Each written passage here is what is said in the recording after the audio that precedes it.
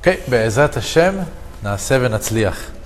I'd like to welcome you to the Lighthouse Project as we continue our series of spiritual preparation.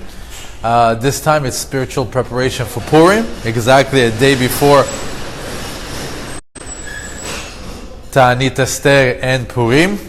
Before we get started, let's give an honorable mention to our class sponsors. We have our nightly sponsor, which is Seely Sit, doing this for the success and health of her children, Ezra, Abraham, Moshe, Shlomo, and Ben Salah.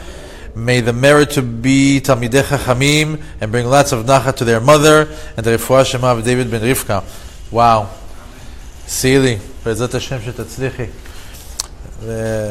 There's nothing better than a mom that wants her children to be tzaddikim. And for the refuah shema of Menachem Mendel ben Sarabatia and Devorah Feiga bat Rezo. We also have a co-sponsor tonight from Anonymous, doing this in honor of Gedalia and his family. They should have lots of bracha for doing this amazing classes, and is in the zchut of Aaron Eliyahu ben Dina for Shidduch. We also have an additional co-sponsor to tonight, a good friend of mine, Guy Mordechai, who's doing this in honor of his grandparents that passed away, Mordechai and Zohara Monsonego, and Nahum and Osnat Mordechai, and a dear family member that passed last week, Yosef Ofir ben Margalit.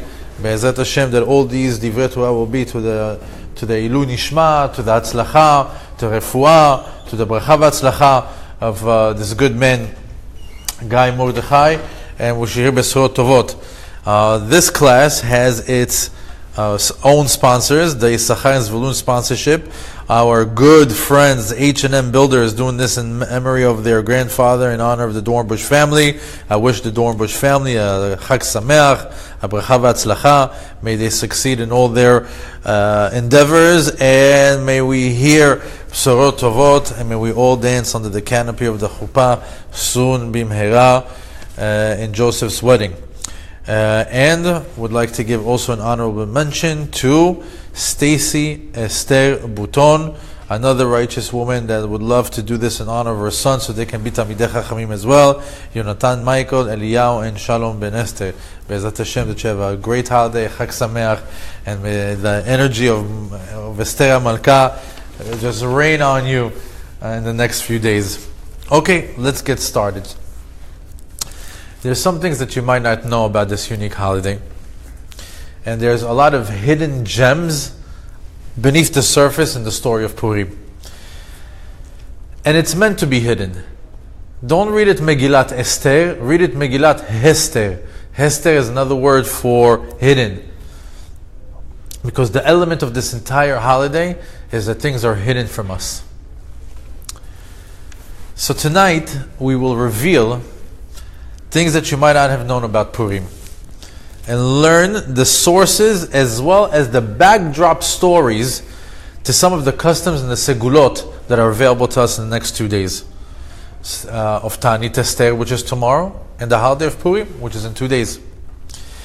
And along the way, we'll answer some very interesting questions like, what's the reason for us fasting? And why on this particular day? Why should we stay up tomorrow night? Why do we get dressed up in costumes? What is the history of the Hamantashen? How is the tefillah of Al Tira? Anybody here from Chabad? Al Tira, not Al Tira. Al Tira mipachat pitom, mishoad reshaim ki tavo. הוצאו עצה ותופת עבודה ולא יקום כי Emmanuel. If you ever prayed in a Chabad, you know it's a prayer that they say, and some other nusachim, they say it after each prayer. What is the source for that, and how is that connected to Purim? Is there anything that a Jew cannot get saved from? These are all some questions that we'll learn throughout the night. But first, let's start with a joke. Who is the most annoying couple in the capital of Shushan? Is it Haman and Zeresh, or is it Achashverosh and Vashti?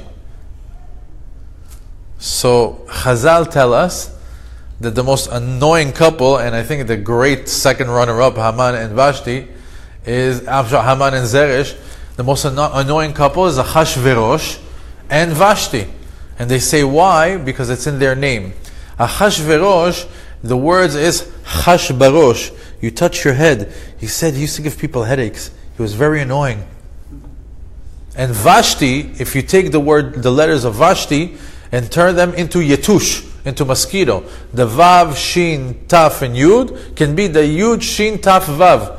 And the mosquito is one of the most annoying insects that are out there. It flies around, it stings you, it constantly tries to get you again and again. So they say that she was that annoying, she was like a mosquito. So the most annoying couple in all of Shushan was Achashverosh and Vashti, according to Chazal. Now, since we have some incredible days ahead of us, let's start with Ta'anit Esther. This is a beautiful list that's been floating around. I'm quoting from it. I've gotten it so many times on so many WhatsApp groups. I said, you know what? It's time to promote it in a class as well. According to the Ben Ish Chai, Zecher Tzadik Levracha, the Zohar, and the Kav Yashar, they gave us a couple of good customs to do during the time of Ta'anit Esther. And they said that it's good to get up before sunrise, which here in Miami is around 5:37. And what do you do then? Light 2 separate candles, Yurtzeit candles, one for Mordechai HaTzadik, and one for Esther Bat Avichail. And as you're sitting in front of these 2 candles, sit down and say the special Perek of Tehillim, the 22nd Perek of Tehillim, Perek Chavav, L'Mnatzach Al Ayelet HaShachar, which corresponds to Esther. It's a Perek, it's a chapter in Tehillim that was written by Ruach HaKodesh, by David HaMelech. He wrote it, however, it was about events that were happening hundreds of years after. And it pertains to Purim. And the rabbis tell us there's a big merit, a big segula to say that particular perek on Ta'anit Esther and on Purim. To sit there, say it, and then after that, ask something from a Kadosh Baruch Hu. So they say it's a good segula to wake up in the morning and do that. And how many times? 7 times. And each time, between each repetition of that perek, ask for something. Now you can ask for the same thing 7 times, or you can ask for 7 different things. But apparently there's some sort of segula, some sort of merit that you can activate by reading this chapter. And you'll notice that many people will ask you if you read the 22nd chapter of Tehillim during Purim. It's not that long, and it's worth it.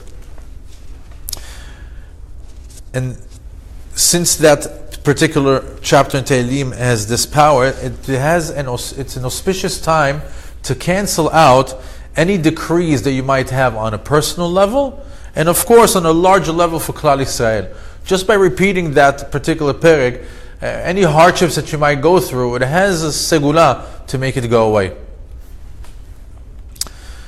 Also, it's good to make a promise to Hashem. Say, Hashem, I promise you I'll start to keep Shabbat. I promise you I'm going to keep kosher. I promise you that I'm going to start praying in Minyan. I promise you that I'm going to be working on this midah, on that midah. I'm going to do everything, whatever you're struggling with. You're making a promise to Hashem, and you say, and should you help me with it? Should you make me a miracle on this particular thing that I'm asking for, that I can actually keep the promise for you, and you create a miracle in my life? What I will do, I will make it known to all. I will publicize it just like the Purim story.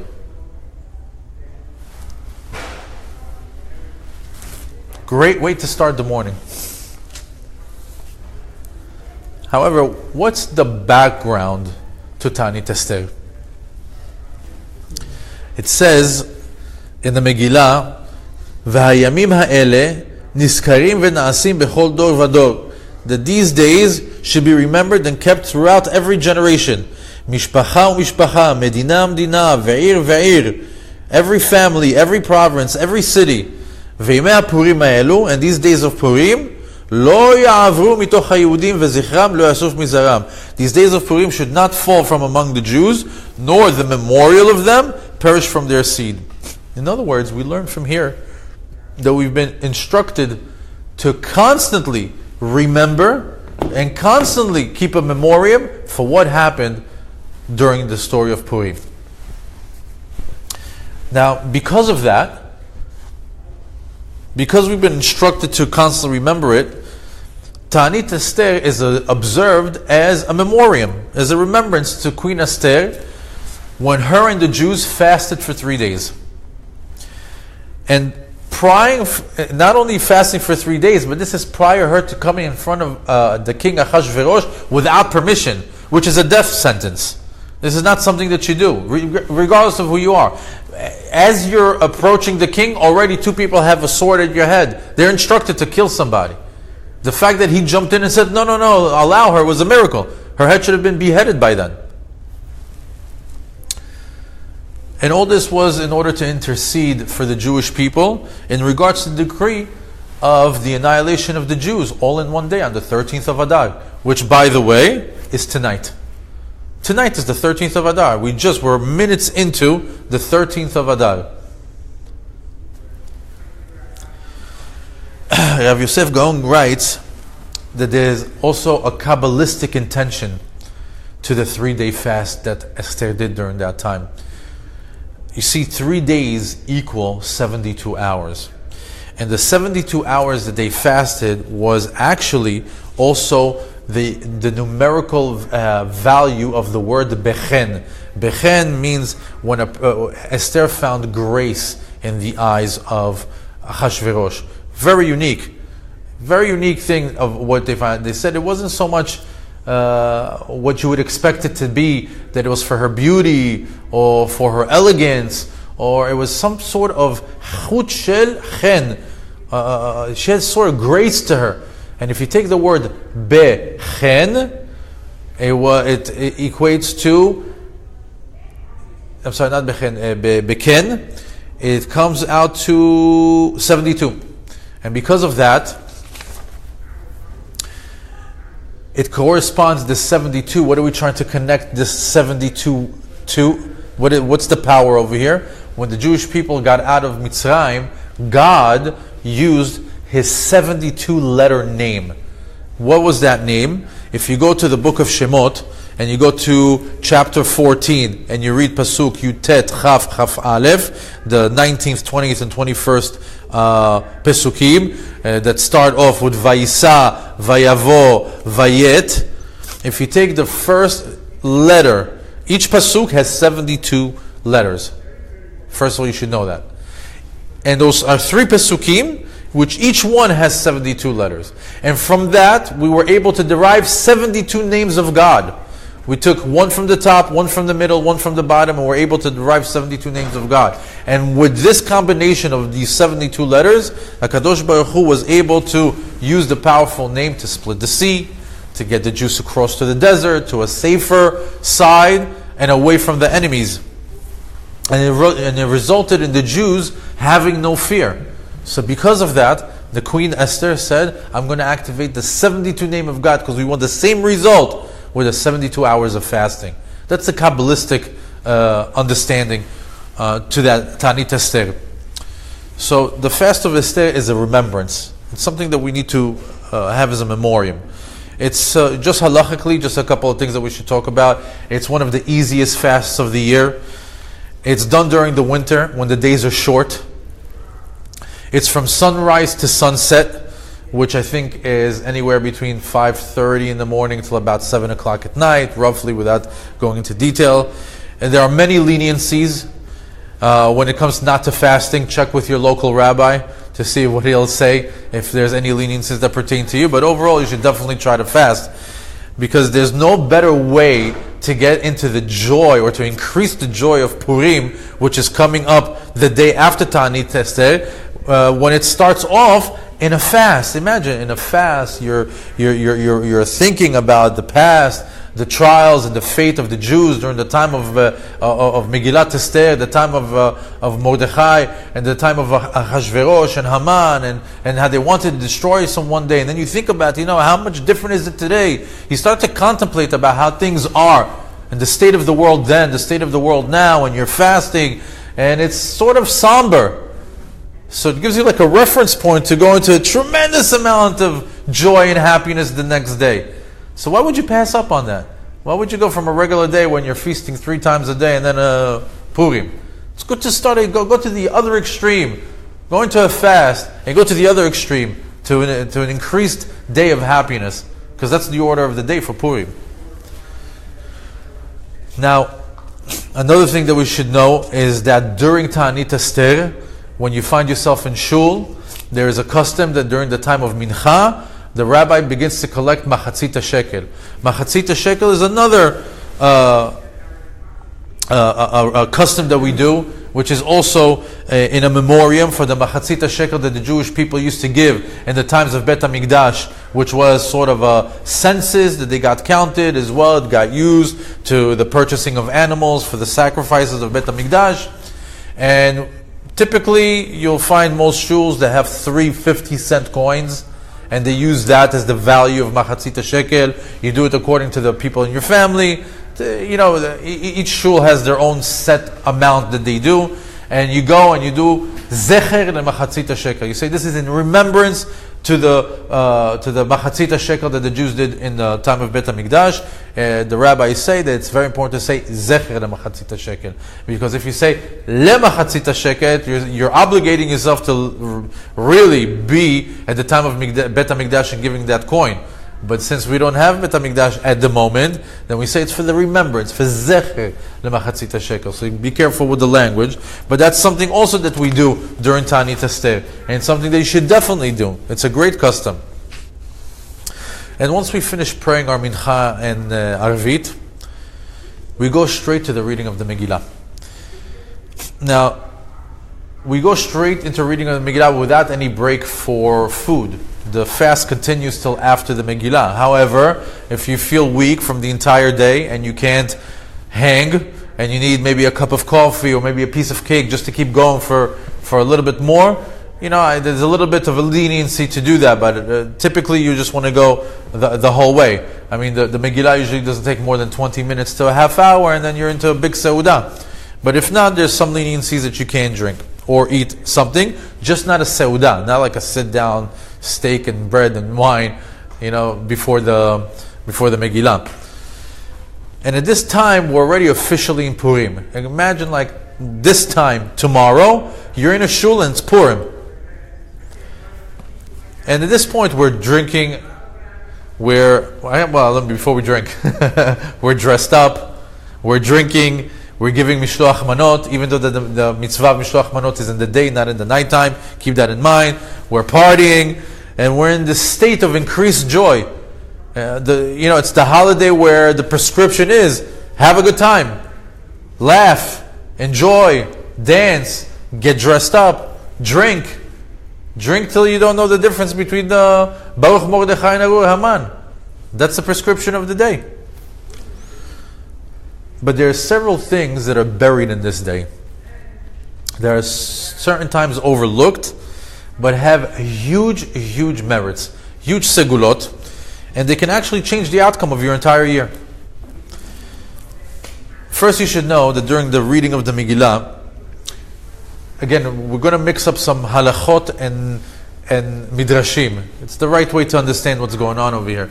When you're hearing the Megillah, know that the mitzvah is to hear the Megillah. And if you miss one word, it's as if you didn't keep the whole thing, if you didn't perform that mitzvah. So it's very, very important that you check yourself into a place where you know you're going to hear the Megillah.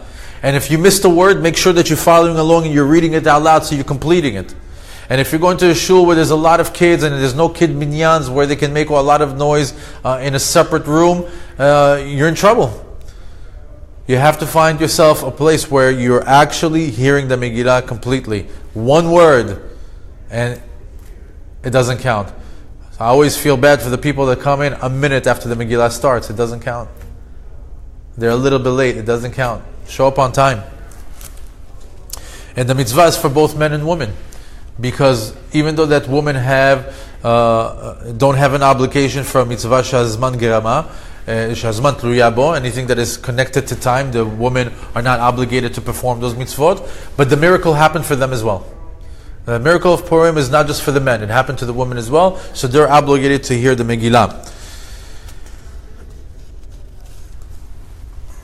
It's interesting thing about the word Megillah. The entire order of what a person needs to do on Purim is hinted in the word Megillah.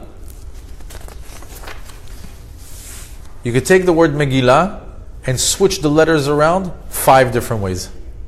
5 different combinations. One is Megillah can be legima. Legima is to sip, to drink. And there's a mitzvah that day that you have to drink. You could take Megillah and turn it into glima. Glima is when you're putting on yourself different clothing. The itchapes, we're supposed to get dressed up. Megillah can be turned into gimla. Ligmol chesed. We do gmilut chasadim. We do charity. We do kindness, acts of goodness with other people. What do? We do matanot le'evyonim. One of the mitzvot in Purim is to give charity. Any person that comes, you must give him charity. Megillah can also be read as milga.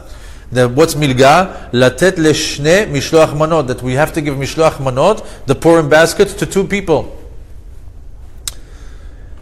And Megillah can also be read as gemilah. Gemilah is when you graduated from something or when you finished something. And what did we finish? We finished the Gemilah from Atzvut. We're not sad anymore. And we're going to be in complete simcha. So you can see the word Megillah, you can derive all of the holidays call to action in that word alone. I thought that was very interesting. And keep in mind that these days are highly spiritually charged. They have they have this special spiritual energy that we constantly talk about in these classes, that there are certain times of the year that, that there's something available to us. If we plug in, we get to draw from it. And if not, if it passes, we miss the boat. So this whole concept of being able to draw spiritual energy from specific days of the year derives from the Megillah. Because there's a pasuk that says, "V'hayamim ha'ele niskarim v'nasim bechol dor v'dor." That these days are mentioned. We just read it before, a few minutes ago, that we have to read, that we have to remember these days over and over. V'hayamim ha'ele niskarim, and these days are constantly coming and being re-mentioned again. V'nasim, and they're done bechol dor v'dor. They're done in every generation. So in other words, we said one thing, that they're a remembrance. The second word tells us v'nasim, and they're done every single generation. And they're done every single generation comes here to teach us that whatever happened then can happen now.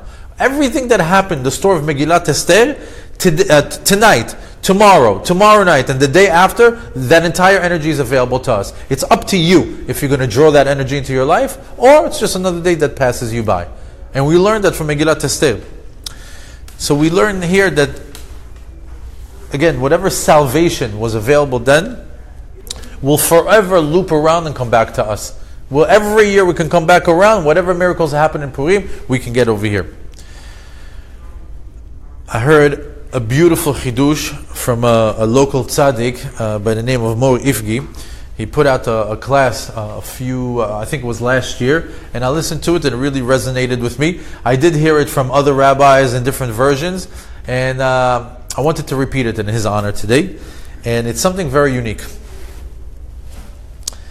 Regarding this concept that the Jews have salvations for all generations, that past, present, and Be'ezat Hashem to come, that we always have these salvations that we can get plugged into.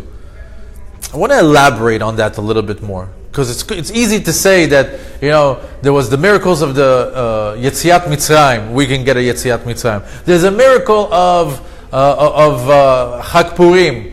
We'll get plugged into that. But something a little bit meatier. Explain that to me a little bit more in depth. So there's no better time to explain it than Purim. In Midrash Rabbah, on Megillat Esther, on the 9th chapter, it says over there, on the Pasuk, ויספר המן לזרש אשתו ולכל אוהביו את כל אשר קראו. Haman goes to his wife Zeresh, and he goes to his beloved, meaning his advisors and his children, and he begins to tell him all that has happened to him. What happened to him? He just came out from being in the castle with Achashverosh and Esther. She invited just him and the king to a meal, to a feast. And she wasn't able to deliver the news that night, and she asked him to come back again. And he was so overjoyed that he is the VIP of VIPs of Shushan, that he's invited by the queen to sit with the king. And again, he was completely overjoyed. But on the way out, he saw Mordechai. And Mordechai didn't want to bow down to him. He was known for not bowing down to Haman. And he couldn't stand it. It boiled his blood.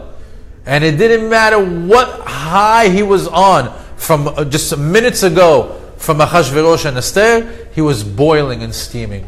He went straight home and he started to tell the story to his advisors, to his children, and to his wife. And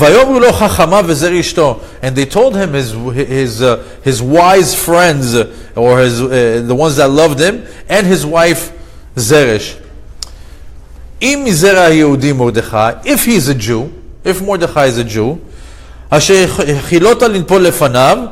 that you want him to bow in front of you, you won't be able to overcome this Jew. You are going to fall in front of him. That's the translation of the Pasuk. However, let's go a little bit deep. Let's get a little bit deeper on what's going on over here. Haman used to constantly take advice from his wife Zeresh. She was smart. She was a very smart woman. As a matter of fact, Haman and Zeresh knew how to use a lot of negative powers. Just like we have positive powers in the world, powers of Kedusha, there are powers of Tum'ah. They knew how to use all the sorcery, wizardry, black magic. They knew how to read in the stars. They knew how to, all these different things that people use for Tum'ah. They were very well versed in it. And he would always come to her for advice. And her advice was, just like we said, if Mordechai is a Jew, if he's from the progeny, from the Zera of the Jewish people, you won't be able to defeat him. So the question is, what do you mean if Mordechai is Jewish? We know he's Jewish. Everybody knows that Mordechai, HaYehudi, that's his name, he's Jewish. And why is she defeating her husband with negative advice? Why would that be her advice to him? And eventually, what is her advice? It wasn't clear what she was saying. So the answer to this can be derived from the famous song of Purim. We have a song that goes, Shoshanat Yaakov Tzala V'Samecha Biotam Yachat Chelet Mordechai Teshuatam Hayita Lanetzach V'Tikvatam Bechol Dor Vador Baruch Mordechai HaYehudi. You know that song? Now you know it. I heard it. So there's one line over there that says Teshuatam Hayita Lanetzach. Their salvation will be forever. V'Tikvatam, and their hope Bechol Dor Vador will last every generation. Their salvation, the Jewish salvation, will be forever. And their hope will be for every generation. So take that line from that famous Purim song, and we're going to tie it into the explanation of this Midrash. See, Zeresh, like we said, she was very smart. She had chokhmah. And she let Haman know that as long as there was a Jew in the past that was in a certain type of danger, was a certain type of peril, and got out of it, then every Jew after him has that zechut, that merit to rely on. Let's explain that. For example, we have Zechariah, Mishael, Vechananiah. These are three people that got thrown into the inferno, and they got out. So because they got out of the fire, every time that there's something that has to do with fire, a Jew can actually say, in the zechut of Zechariah, Mishael, Vechananiah that got out of the fire, please Hashem save me. And they can get saved. Yosef HaTzadik, he went to jail. Anytime that a Jew goes to jail, he can pray to Hashem. He says, in the merit of Yosef HaTzadik that was in jail and got out, please Hashem, save me in the merit of Yosef.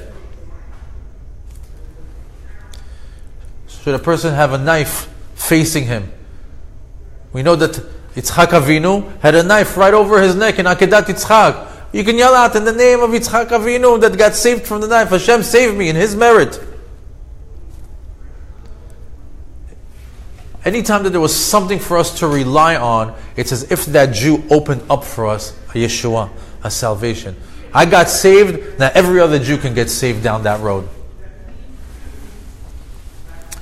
We can do many different things. The Jews in the desert, Daniel with the lions, many different things that we could say Yeshuot. So the advice that Zeresh gave to Haman is, you need to hang Mordechai. Why? Because Jews never got saved from hanging before. She was smart. She studied Jewish history. She knew that no one got hung before in the Jewish nation. However, if we go even deeper into the pasuk again, we're only learning one pasuk. We're just constantly taking words from the same pasuk and going deeper and deeper into it. The same pasuk says, this is what she says, Im mizera hayehudi Mordechai. If he is from the gene, from the seed of the Jews, if Mordechai is from that, you can read this particular pasuk differently. Not im mizera Yehudi Mordechai, not if he is from the gene pool or from the progeny of the Jewish people. Read it, im mizorea hayehudi Mordechai. If he's the one that is planting the seed for the Jews, is he now the one that is planting a new seed, a new salvation for the Jews, that he's going to get out of the hanging, and now every single Jew will get out of it? Why? We say that this whole holiday is the holiday of Vayafochu, right? Everything gets turned upside down. She's thinking, hang him. Nobody ever got hung from there. The same pasuk tells us, no, he's the one that's going to be Zorah. He's going to be planting that Yeshua for the Jews. And as the song goes, Teshuatam hayita lanetzach v'tigvatam ledor vador. Right? So their forefathers' salvation stands for their children for generations to come. That's what that song is telling us. That the salvation of their forefathers is every generation is going to stand for them. We're always relying on the zechut of Avraham, the zechut of Yitzchak, the zechut of Yaakov, the zechut of Moshe. How do we get blessed in shul? Why? We're relying on their zechuyot. We're constantly, they planted the seed. It's like, for example, a person who's walking in the desert and he's very thirsty and he needs water, and he finds finally a way to dig a well, and he digs and he finds water, and he's able to save himself. Yet, anybody who's going to walk down that same path and finds that water well, he's going to be able to drink from it as well. That first guy opened it up for him and for every guy after him. Similarly is what we're saying over here with the Yeshuot.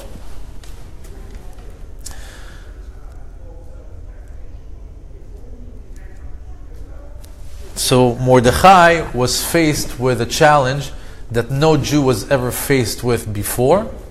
And Vayafochu, he turned it into a Yeshua for the Jews. That challenge turned into a salvation.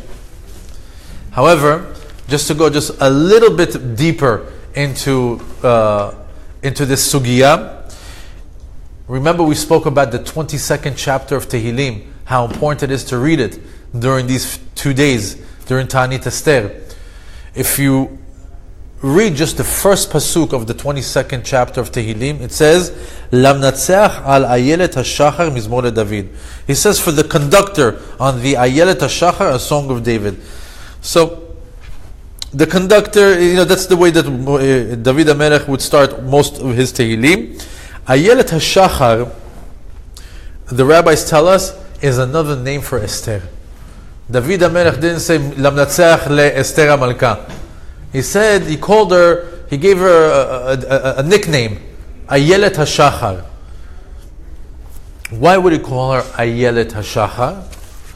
Well, if you read that entire chapter and you read even the interpretation of it, you'll see that every single part of her life story is hinted in that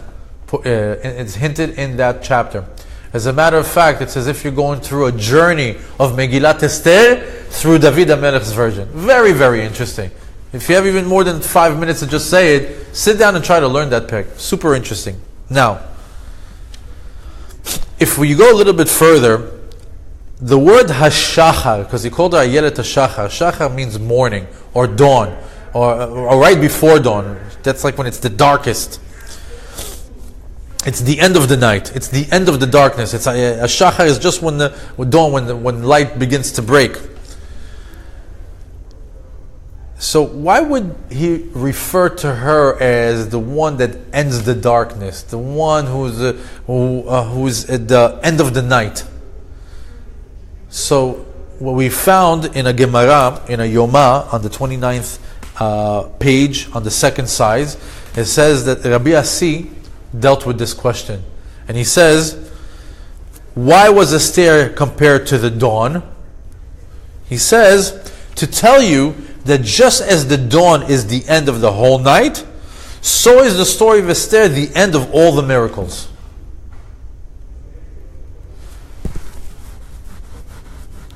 So basically what he's saying is that just like the dawn is the end of something, the end of the night, the story of Esther, that's the end of all miracles to the Jewish people.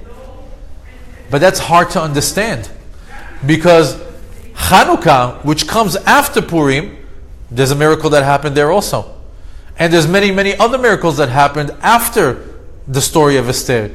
And there's many, many miracles happening right now. The miracles didn't stop for the Jewish people. What is Rav Asi telling us? He's telling us that no additional miracles after Esther and Purim is because she opened up all the Yeshuot forevermore. Whatever she did over there during the time of Megillat Esther, any possible Yeshua that is possible in the world, she opened up the pathway to it. We don't have to go through every single thing on the menu. All the Yeshuot are available to all the Jews all the time from Megillat Esther, from the story of Esther. That's why he says no more miracles after that. It's all done. And since all the Yeshuot are available to us, there's a custom tomorrow night, on the night of Purim, on the eve of Purim, at Chatzot, at midnight, which here in Miami is around 12:36, 12:38. Actually, I'm sorry, I have it here correctly at 12:33. To do Tikkun Chatzot. What is Tikkun Chatzot? Tikkun Chatzot is when people stay up in the middle or wake up early in order to lament the destruction of the temple. They wake up and they're sorry that Jerusalem is not fully built. And there's certain things that you say, certain perakim, takes about 5 to 10 minutes if you zoom through it, and it's also an auspicious time to cry to Hashem, to pray to Hashem. Hashem is actually listening more during these times than any other times. He's always listening. But during Tikkun Chatzot, Masechet Brachot talks about it in detail on how these are auspicious times where God is listening to the prayer of a person.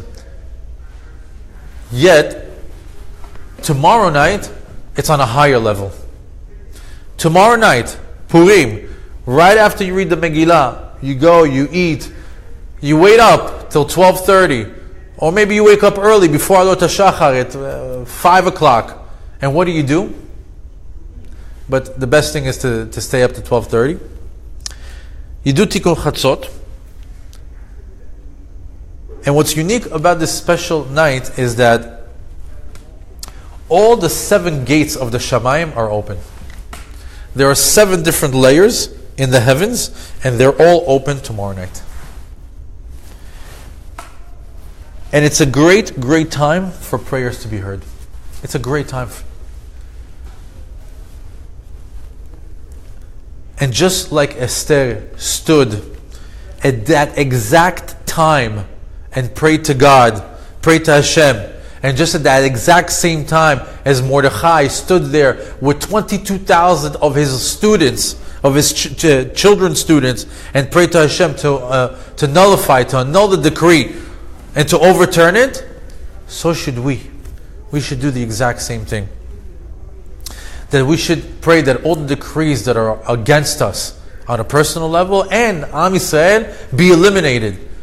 Because Esther did it that night. Because Mordechai did it. Because Mordechai did it 22,000 students. If they did it then, I'm going to do it now. Because what the result that they got, I can get for myself too.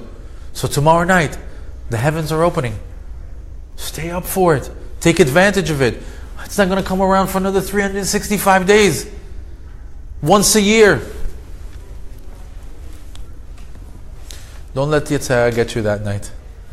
Don't let him make you tired. Don't let him make you sleepy. Don't let him give you excuses. Try to stay up for that one. Hashem is giving out free gifts that night. Free gifts. Yes, free. Get yours. On a side note, we know that there's the prayer we just said in the beginning of the class of Al Tira. Al Tira mipachat pitom. This is the special prayer that is said after we finish praying and is most commonly heard in the houses of Chabad. And where is the source for it? Well, the source for it is Purim. This is the words, or these pesukim came from the children that were with Mordechai. When they found out about the decree of Haman, they said these 3 pesukim. I'm going to say the pesukim, we're going to analyze them to see what's the deeper meaning behind it. But it's interesting, sometimes you're in shul, you're hearing things, where they come from? Now we know that it comes from here. So, the Midrash brings that the kids replied to Haman's decree, and their reply was basically 3 levels of emunah and trust in Hashem. Each pasuk shows us a different version of it. So the first child says, Al tira mipachat pitom umishoat reshaim ketavo. Don't fear from sudden fright or from a pending decree of the wicked that's about to come, that is pending to come. That's what he said. Why? And why would he say that? Because he says, because a Jew's natural state is to constantly have faith in God and accept that all is good and all is in the hands of God, good or quote unquote bad. Even sometimes we think there's no bad in the world, everything is good. Whatever God does is for the best. HaKadosh Baruch Hu, tov u'metiv. It's just to us and our human eyes, and we're not the proper hashkafa or the proper outlook on the world. We sometimes can label things as good things and things that are bad. But overall, they're always good all the time. We just don't have the human lenses on to see that it's all good all the time. But here, the first pasuk is telling us, we accept that it's all is good. Whatever we see right now that Haman's decree, it's for the best. It's everything that God does is good. And this particular level is not comprehensible to most people. How can you tell me that the annihilation of the Jews is the best thing that could happen? That God is good and everything that He does is good. Doesn't make sense. This doesn't comprehend, right? That's a level of emunah you got to have. Let's go to the second pasuk. The second child says, "Utsu etzave tufar dabudava velo yakum ki Manuel." I can't stop singing it. It says, "Come up with utsu etza, come up with a master plan, vetufar." And it's going to get cancelled. Say things that won't come to say things that won't come to fruition. You're going to keep talking, and they're never going to materialize. Ki Manuel, because God is with us. And from this particular section pasuk, we learn that the emunah, after a while, when a person lives with faith, it becomes embedded in him. He knows how to live with faith. So, when you become that type of Jew, it's comprehensible. It's easy to understand that nothing will come out of what this decree is going to be. You have emunah. Again, think what you'll think, say what you'll say. Nothing is going to come of it. Why? God is with us. That's the second outlook. The third child says, "Vad zikna anihu, vad seva ani esbor, ani asiti, vani esa, vani esbor v'amalet." It says, until old age, I am me, I am him. As I age, I will suffer. And whatever I did, I did. And whatever I need to carry, I will carry. And whatever I will suffer, but at the end I'll escape. What do we learn from this third pasuk? He's saying over here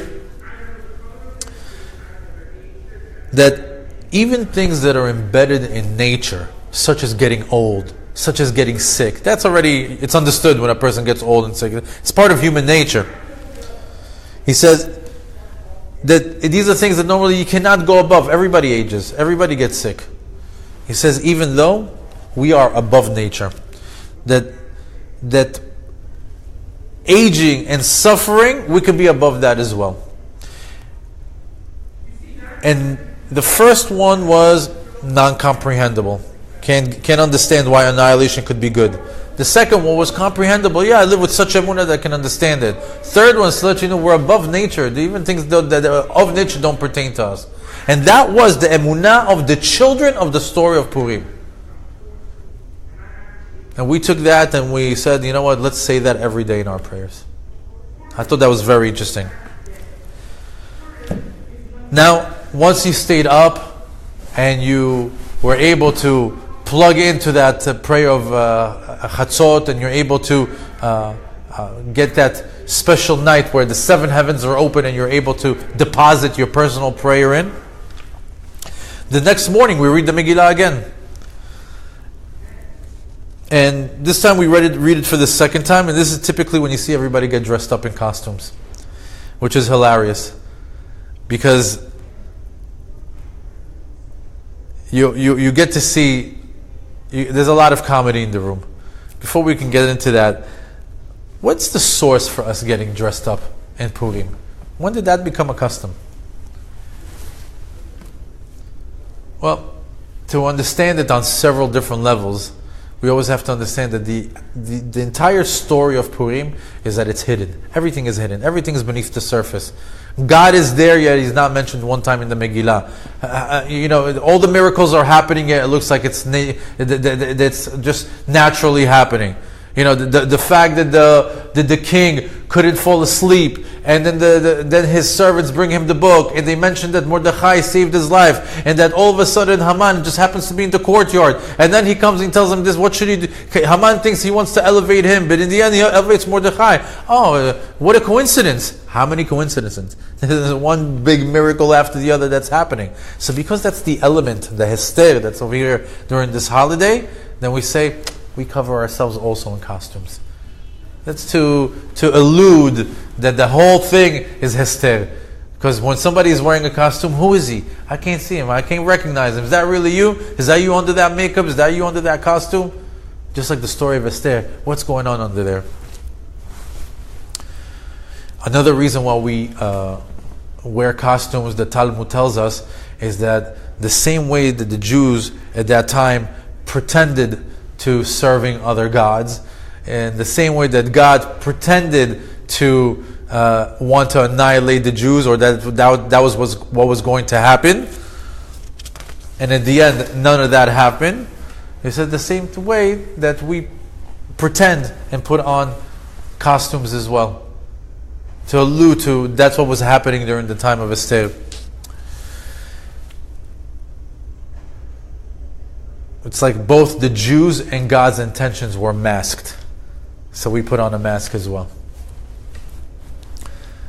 We also get dressed in costumes to minimize the embarrassment of the poor people.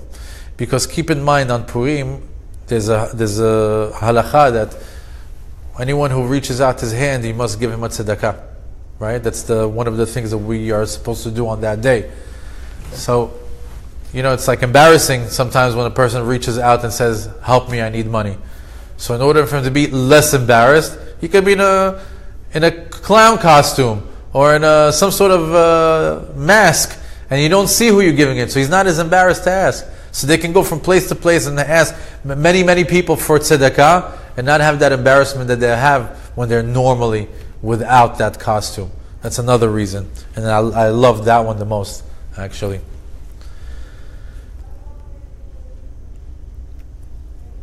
And another reason that I thought was very interesting was to commemorate the dressing up of Mordechai when he was dressed up in the clothes of the king Achashverosh. Remember, Haman said, dress him up in Bigdei Melech and on the king's horse, and put on the king's crown. And Mordechai did all that except for the king's crown. He wore the king's clothes. So in honor of that, we also get dressed up in different clothing. Chazal also tells us something very interesting. So they say that a person usually chooses a costume that reflects his alter ego. What he wears on Purim is really like a reflection of who he wants to be.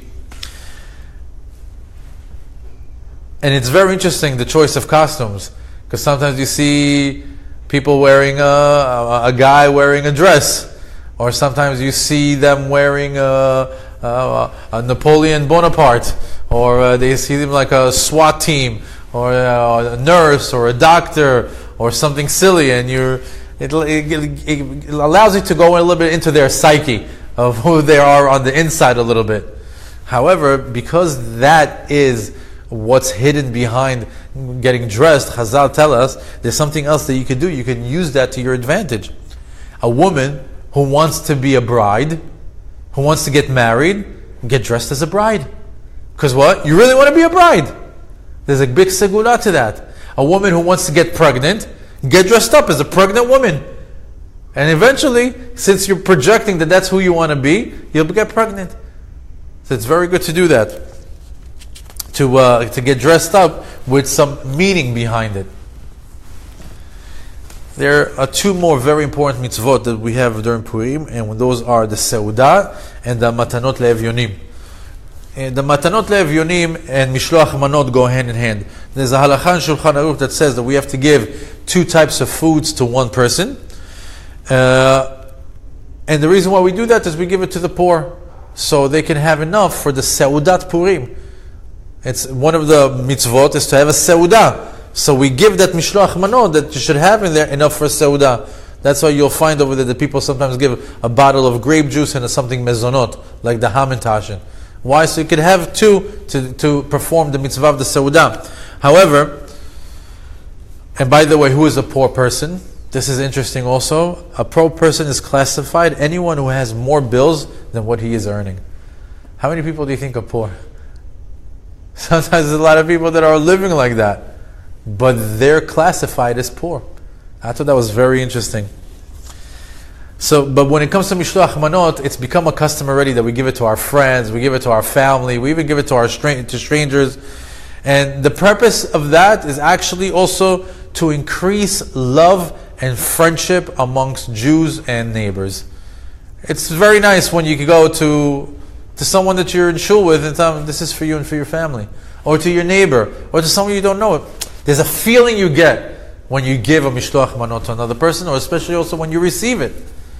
So even though that it started out with giving it to a seudah, so a person should have a seudah, and during Purim, it's also very nice to bring people closer. However, we should be very careful. Why? We're practically 4 weeks before Pesach, and we're about to receive a tremendous amount of chametz. I mean, you're going to have a mountain of ham and tashin in 2 days from now, and you're going to have so much candy, and we don't want to fall into bal tashchit where we're throwing out food. And so what do? You know? Well, before we discuss on what we should do with all those ham and tashin, all those candies and all these different things that they're giving us that are practically going to be all chametz for Pesach, I wanted to speak about the ham and tashin. You know, it's like very unique to this holiday. What's the history behind this cookie? Why are they called Ozne Haman, the ears of Haman? As a child, I always thought that like Haman had dirty ears. And we're eating it. It was like sort of like gross, but still delicious. And also, why the shape of a triangle?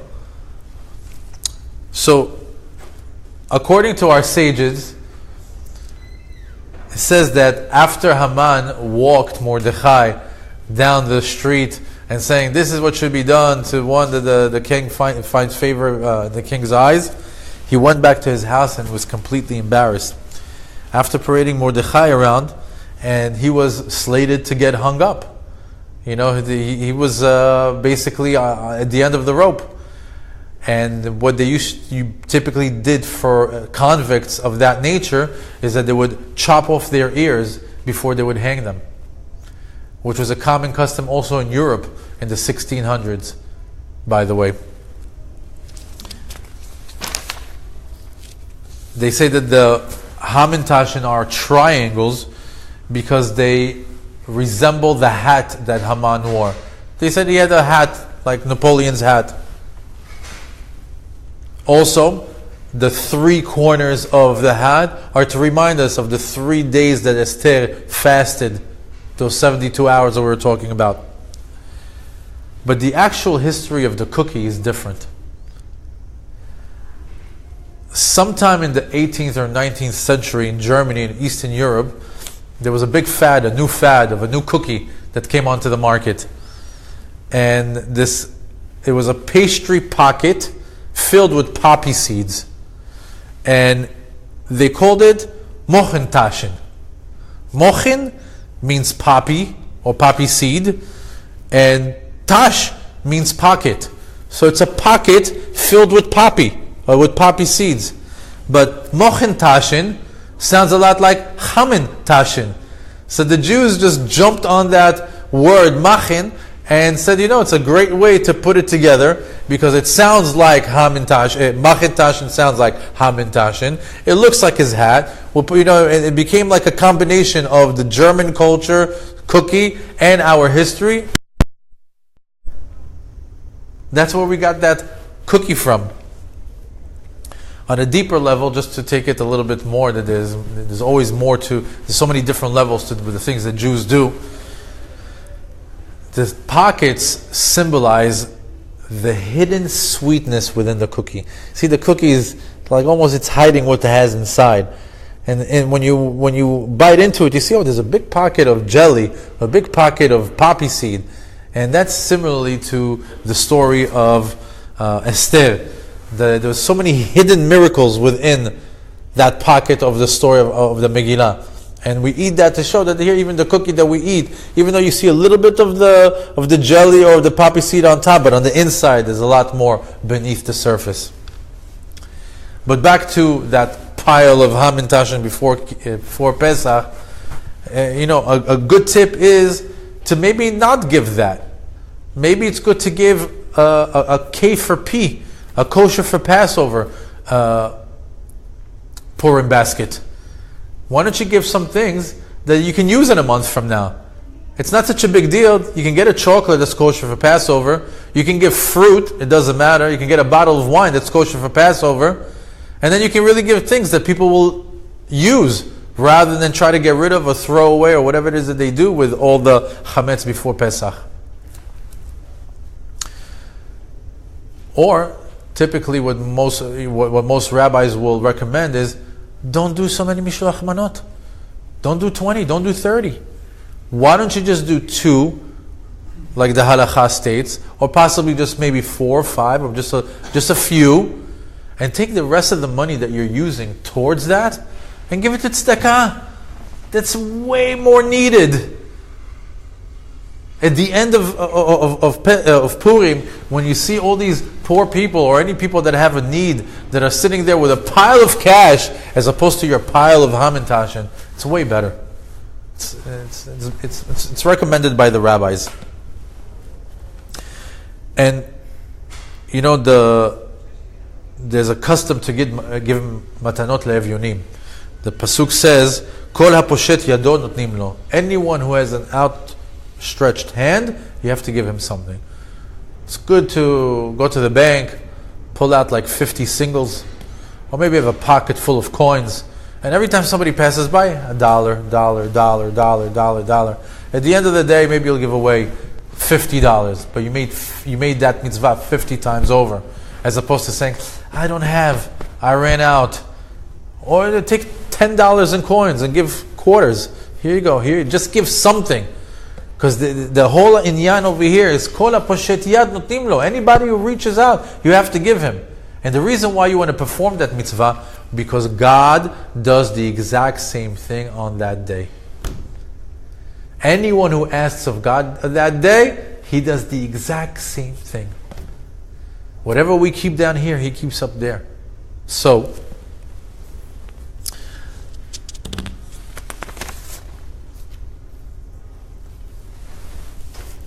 ask and you shall be given is the energy of that day when it comes to tzedakah, which leads us from matanot le'evyonim, mishloach manot, to another one of the best mitzvot of the day is Seudat Purim, the entire feast of Purim.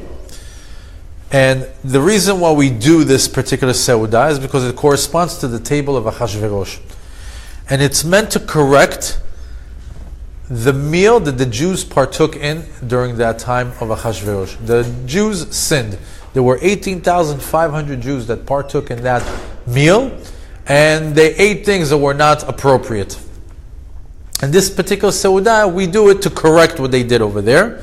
And as a matter of fact, it has the spiritual power to correct Isurei Ma'achalim of the entire year of this meal. Any person that didn't eat kosher, any person that ate meat and cheese by mistake, any person that wasn't so up to par with his kosherness when it comes to food, Seudat Purim cleans him up of all that. Of course that he should continue to eat kosher after that. But this meal has the power to clean you up from any Isurei Ma'achalim. Any things that you ate that were Isur, that were forbidden, you're able to correct with this meal. There's also a custom to put a bowl of nuts or peanuts on the table. Because Esther Malka, when she went to all these meals and feasts, what did she eat? That's what she ate. Because she kept kosher. She couldn't have all these things, all these lavish dishes that we're having. So we keep that on the table also to remember Esther and the food that she ate during that time. There's also a custom to take out a book of Hilchot Pesach and learn now about Pesach, which is coming in about a month from now. Why? Because we want to weave one simcha into another simcha. We want to intertwine it. We want to be like, oh, I'm so happy it's Purim. Look at this Seudah. How long does it, how many minutes until the matzah is not kosher? What's the proper way to clean? You know, you're like in the one simcha and you're thinking about another one. Huge mitzvah to interlace two smachot together. And it's not a big deal. You learn 1, 2 halachot, you move on. Perform these things. Easy things to pick up along the way.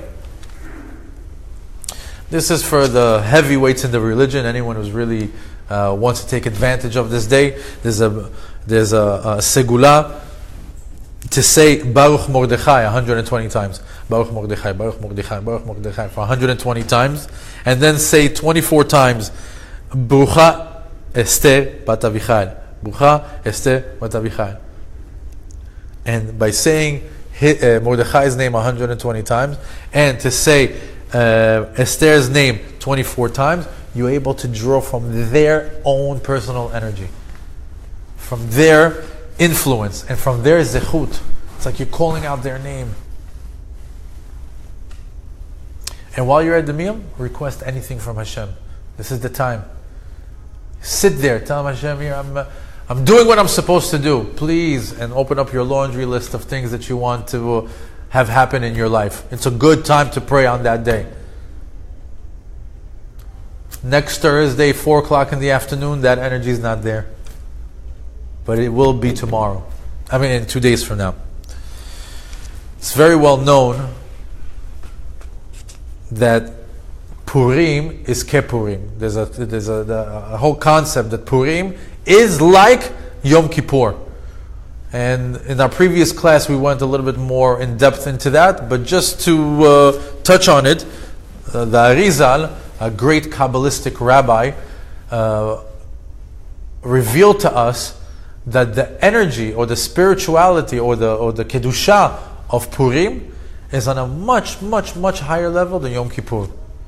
And when you hear that on face value, it's like, how could that be?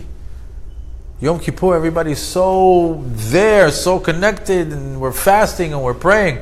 You're telling me that Purim is bigger than that? The Arizal says yes. So, the devil himself, the Yetzer Hara, comes to God. He approaches him, and he begins this claim. He says, if the people find out that Hashem keeps the same mitzvah of kol haposhet yad notnim lo, that anything that a person asks, you're going to give them, and that Purim is Kepurim, that Purim is a higher level than Yom Kippur, and that this is the month of Adar, Mishenichnas Adar Rabim B'Simcha, that this is an increased month of happiness, and that there's also that Vayahafochu energy available, that things can get turned upside down for the better. It says, anyone who taps into this day, that's it. I'm out of business. How can I continue? How could I have success in beating? They'll be successful beating me, the Yetzer Hara. So Hashem replies to the Yetzer Hara and he tells him, that's why the mitzvot of the day was to have a seudah, to eat a big meal, and to drink. And he says, and when I give the Jews a mitzvah, what do? They mehader ba mitzvah. They like to take it to the next level. They're going to have an amazing meal, and they're going to drink even more. So they're going to be so busy with drinking and eating that they're not going to tap into everything that you're worried about. And he was appeased by that. But yet, we know this now. We know this now. We know that we have all this in our hands in the next few days. So, in between the meal, and in between the drinking, and in between the laughter and the happiness and everything that's going on over there, take some time. Go to the side. Try to learn for a little bit. Say the 22nd chapter of Tehillim.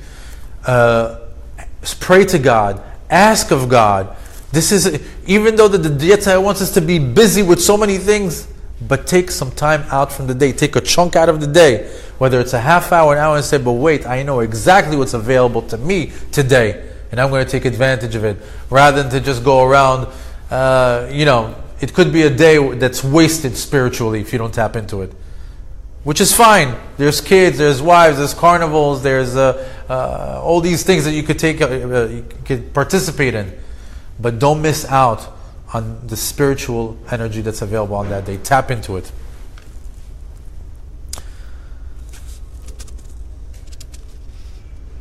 They said that you're supposed to drink till you get to the point of not knowing the difference between Baruch Mordechai and Arur Haman.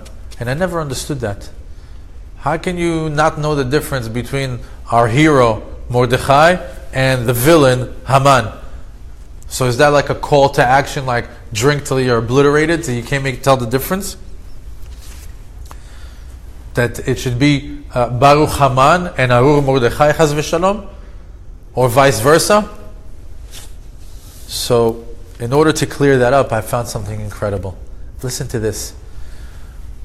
The gematria, which is the numerical value of the Hebrew letters of Baruch Mordechai, is 502. And the numerical value of the words Arur Haman is 502. They have the same numerical value, which means that they have a connection. Which means that there is something that we can learn from that. Anytime you find a numerical value that is equivalent in words, the rabbis try to learn something out from it. So, what we can learn out from here, that the fact that Baruch Mordechai and Arur Haman is the same gematria, is that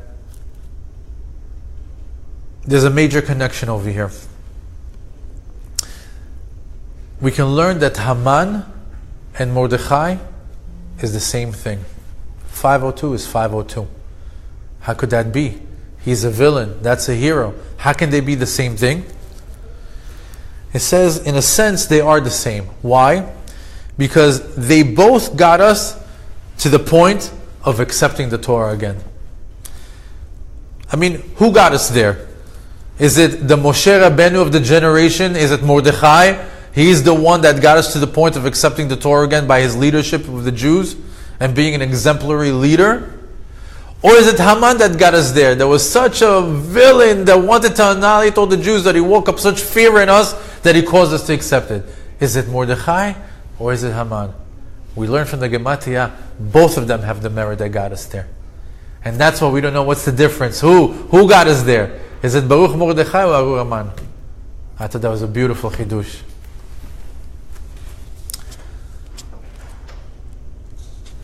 The last thing, and I'll conclude with this.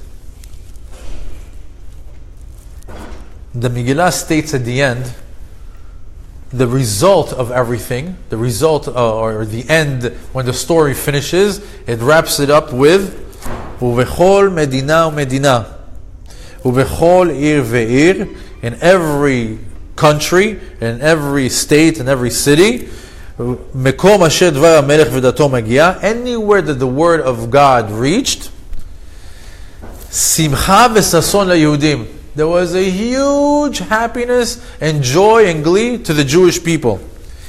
Mishteh V'yom Tov, it was a day of feasting and a good day, or a holiday. Ve'rabim me'amei ha'aretz, and many of the Gentiles, mityahadim, converting to be Jews.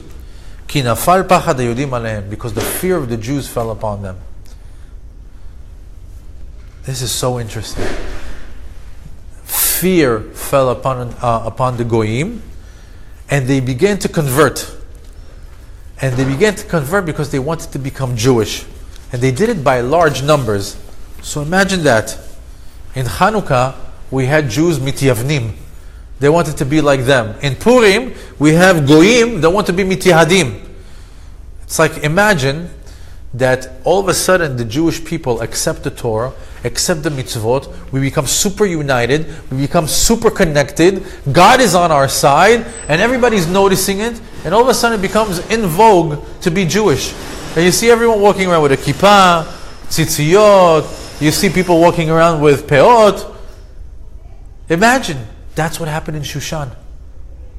They were so impressed with what happened to the Jewish people, like, oh, we want to be with the winning team. We want to be like you guys. And most of it came out of fear. And the fear comes, you see, the fear comes when we are united. When we're not united, we fear them. The power of the Jew is the unity. That's why Am Yisrael is Arevim Ze Lazeh. It's the Achdut that we're looking for. All the nations know that when we're divided, when they are divided, we win. When the Jews are united, we lose. They know that. We need to know that again. That's the power of the united Jew. So, in conclusion, Purim is the prime example that there is more than meets the eye. There's a whole other story hiding beneath the surface. And it's hidden in plain sight. And that goes in our life. Always And that's God in our life. He's always hiding beneath the surface. He's there. If you know how to find him, he's there. If you don't know how to find him, you don't see him. But he's there all the time. This is the holiday that we need to activate the revealing of Hashem in our life. The revealing of Hashem in our life every day, just like in Purim. And just we learned tonight, don't miss out on Ta'anit Esther. Don't miss out on the 22nd chapter of Tehillim. Don't miss out on the Tikkun Chatzot, when the 7 heavens are opening up and your prayers can be heard. Don't forget to activate all the Vayahafochus in your life. Flip it around. Whatever's not going your way, flip it around on this holiday. Give out to any outstretched hand. Anybody that reaches out, give it to them. Why? So God can do the same for you. Know that Esther opened up all the salvations that are available in the world to us as Jews. And we can get out of anything when we're united. When we're following the Torah and when we're living with Hashem in our lives. And let's pray that Be'ezrat Hashem, that the Yehudim of this generation become Mityahadim. That we have Jews that need to become Jews. That Be'ezrat Hashem, the energy that's available of the Mityahadim that back then wanted to become Jews, that we have Jews that want to become Jews. We have many Hamans and Achashveroshes walking around this planet wanting to destroy us. This is the holiday and this is the opportunity to draw spiritual energy, physical energy, an all-inclusive energy to defeat that evil power that's out in the world, that power of anti-Semitism that's starting to flourish again. We need to put it out. How do we put it out? Get connected to Purim. שיתו ליבכם לחילה, פס היום אתן למען תספרו דור אחרון, שיהיה לכם חג שמח, צום קל. Thank you for listening here and here.